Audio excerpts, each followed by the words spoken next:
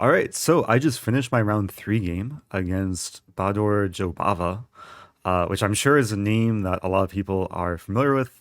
The creator and savior of the Jobava London. Before I get into the game, I want to share a photo from just a couple days ago. This was our lunch table. This is Jobava right here.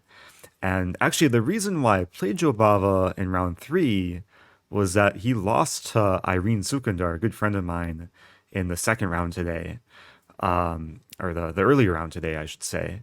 And yeah, she won a nice game against him. So we were both 1 out of 2 going into round three. And I was excited for this matchup because I've never played Joe Bava over the board. I think I've played him maybe a few times online, and he's a very interesting player. Like plays a lot of different openings. I wasn't entirely sure what to expect. I was really tempted to play the Joe Bava London with d4, knight c3, bishop f4, but I thought it's probably not the best practical choice against someone like him. So I decided this game to play pawn e4 and deviate from my first round game, which I just played a London. I was actually expecting him to go into like a Caro-Kann or a Sicilian or a Petrov, but he surprised me a little bit on move one by going for a Pierce. And this actually transposed after d4, knight f6, knight c3, pawn e5. This is now at Philidor's defense. And I'm pretty sure Lichess calls this the lion. Yeah, the lion variation, which I think has a relatively solid reputation, maybe a little bit passive. And this is a line that I encounter a lot on online blitz because black has like very natural development, even though black is also a little bit short on space. So game continued from here. Bishop c4, bishop e7. All of these moves were pretty standard opening theory. Yeah, pawn a4, pawn a5. Now I should note here that the reason for playing a4 is just to grab space on the queen side, and one of the positional threats is to put the pawn on a5 and grab even more space. So if he plays a move like c6, then a5 I think is a decently strong move. So pawn a5 prevents me from playing a5, and we continue h3, rook e8, bishop e3, and bishop f8. And yeah, so far everything is very normal. And here I played an idea that I usually like to play in online blitz. It's a little bit of a tricky move, is queen to b1. Now I should note the standard move is queen d2, and he was actually telling me after the game that he was, I guess, a little bit more fearful of this move, given that it's perhaps the best move objectively, and it's one of the reasons why this line isn't so popular. I think he was telling me like he was going to play c6, rook d1, knight b6, but it'd still very much be a game. So I chose to play queen b1 because it leads to also a simple idea is to play queen a2 and create the battery against f7 pawn. Now he takes, I take back, and he plays knight e5. So the position transforms a little bit in the center. And here I had a decision to make whether to take with the knight or the bishop, or maybe even a move like bishop e2. And I decided to take with the bishop. And even though this concedes the bishop pair, I thought I just have a very stable, solid position, also with some initiative. Not only am I attacking f7, but rook d1 is also coming with tempo. So I wasn't feeling too bad around here. He defends, queen e7, rook d1, c6, and yeah, so far I think it was like very standard chess, and all my pieces are developed, and it was a question what to do next. And I decided to go for a very typical plan, is knight h4, eyeing the f5 square for the knight, but also eyeing the g6 square. This is a potentially tricky idea that because f pawn is pinned to the king, knight g6 is possibly a positional threat to eventually get black Stark's for bishop. So he plays queen c7, removing the queen from being a potential target. I play rook e3, still trying to optimize the pieces, maybe some ideas of rook lifting, but also ideas of just doubling up on the d-file. He plays bishop e6, and I play rook d3, king h7. And in this position, I'm sorry to say that I just completely overlooked a crucial idea in the position. And my next move turned out to be really, really, really bad. Even though when I played this move, I thought it was a decently good move. But the move is knight f5.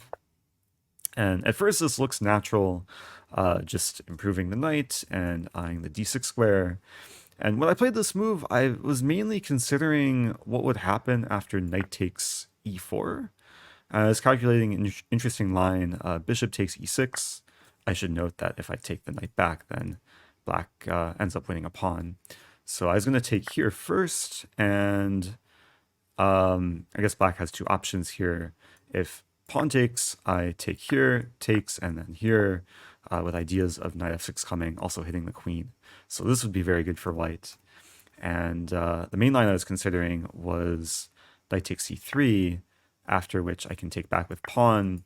And even though I'm down a pawn in this position, I think white just has a lot of initiative. So I was going down the rabbit hole of these lines, and I didn't quite realize a danger in a different line. Yeah, he ended up not taking on e4, but taking on f5. And this turns out to be really problematic for me because after pawn takes f5, pawn e4 is played. And I considered this when I played knight f5, and I thought, okay, I can just play rook e3 and target the now possibly overextended pawn in e4. And I thought, okay, I'll just double up, and the pawn should be a weakness. On top of that, f7 is just hanging here. So I saw this position from a distance and thought it wasn't so bad. The thing that I missed is black just has e3 coming. And if I play rook e3, there's bishop c5. And it turns out to be just really, really bad for white. Like white's whole position can crumble very quickly. Now I didn't play rook e3, and maybe I should have, even though after like rook e1, pawn e3, it doesn't look so great for white. Instead I played rook d2, still allowing pawn e3. And after takes, he plays bishop c5. And even though I'm temporarily up a pawn and I can win the pawn on f7, when bishop takes e3 comes, my king is going to be running out of squares, especially because the dark squares are weak. The queen is piercing through the position. So I decided first to play king h1 here, getting off the diagonal of the bishop. He takes with the rook on e3, and then I took on f7. And then in this position, Jobava unleashes a really crazy move that I did not see coming. And even after he played this move, it took me maybe a few minutes to fully understand what was going on.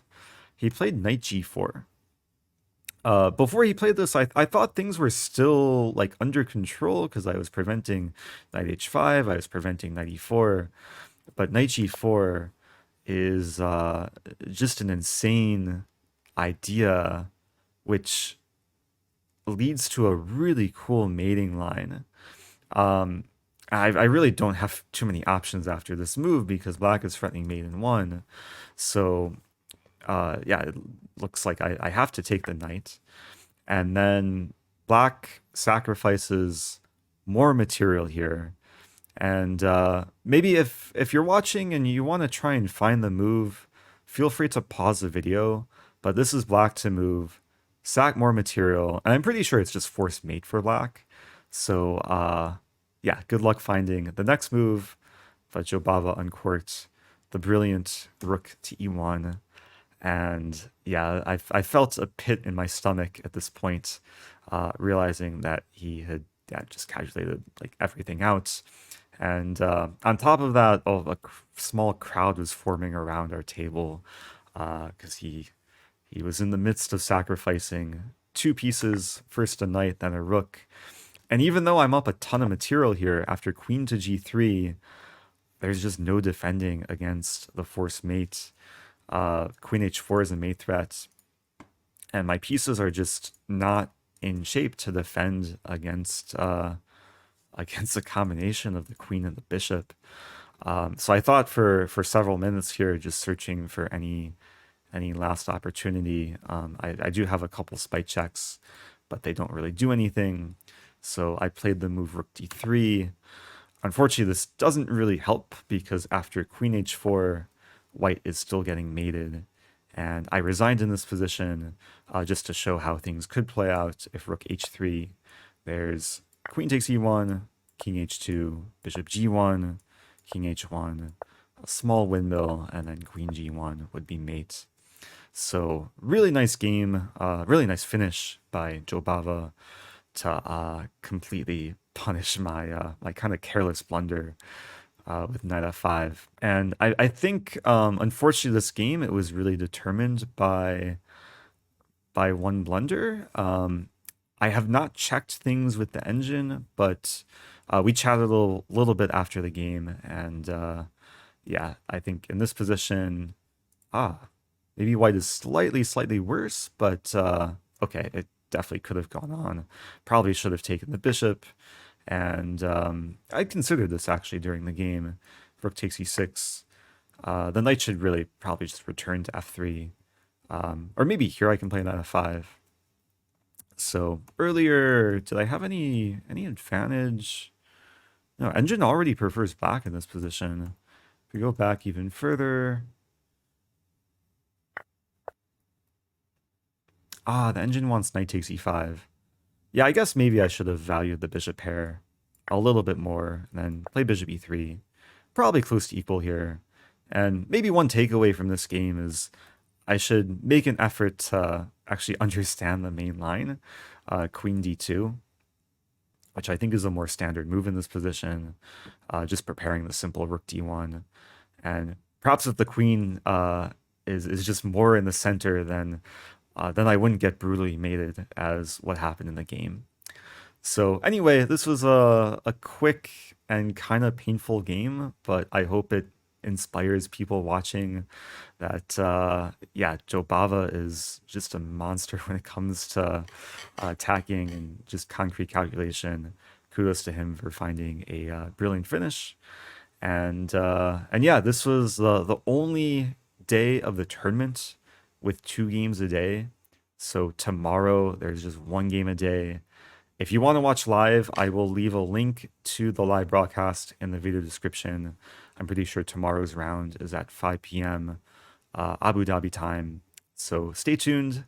And again, thanks everyone for all your support and comments in the previous videos. I do really appreciate the positivity. So yeah, stay tuned for more chess, and I'll see you guys in the next video.